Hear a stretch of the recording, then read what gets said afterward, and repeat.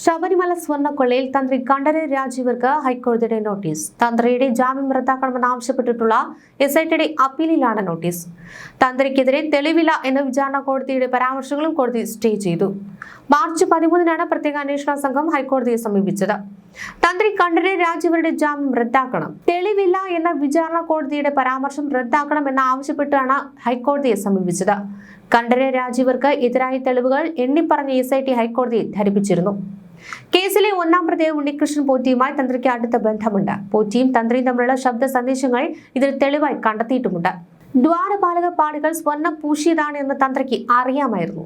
എന്നാൽ ഇത് അറിഞ്ഞുകൊണ്ട് തന്നെ ചെമ്പെന്ന് എഴുതിയ മഹസറിൽ തന്ത്രി ഒപ്പുവെച്ചു. 1998-ൽ പാളുകൾ സ്വർണം പൂശുമ്പോൾ കണ്ഠരര് രാജീവരാണ് തന്ത്രി സ്ഥാനത്തുള്ളത്. സ്വർണ്ണപ്പാളുകൾ സന്നിധാനത്തിന് പുറത്തേക്ക് കൊണ്ടുപോകരുതെന്ന് തന്ത്രിക്ക് അറിയാം. ഉണ്ണികൃഷ്ണൻ പോറ്റിയുടെ അപേക്ഷയും തന്ത്രിയുടെ അനുമതിയും തയ്യാറാക്കിയത് ഒരേ വേർഡ് ഫയലിലാണ്. ശബരിമല എക്സിക്യൂട്ടീവ് ഓഫീസറുടെ സിസ്റ്റത്തിലാണ് ഇത് തയ്യാറാക്കിയതെന്നും SIT ഹൈക്കോടതിയെ അറിയിച്ചു.